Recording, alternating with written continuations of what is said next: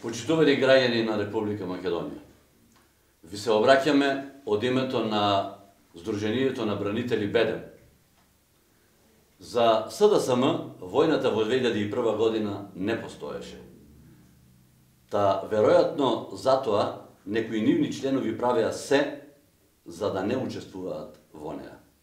Во тоа време младиот Зоран Заев со лекарско уверение се преправил дека е неспособен за одбрана на татковината. Како млад војник, веројатно не би бил пратен на војното поле, но тогаш младиот кандидат за пратеник од СДСМ добива лекарски печат со диагноза за неспособност за служење на војниот рок, кој во тоа време беше законска обврска за сите полнолетни и работноспособни граѓани на Република Македонија.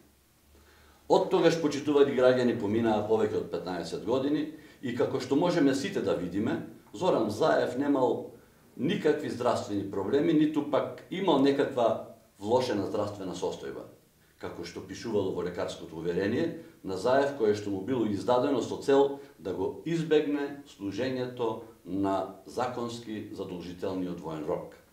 Со кое лице денес Зоран Заев говори и ветува дека ќе се бори за нас, бранителите, и дека ќе ги застапува нашите интереси, бидејќи, кога имал можност да го направи тоа и да ни се приклучи во нашата заедничка борба за Македонија, тој избегал со помош на лажирано лекарско уверение.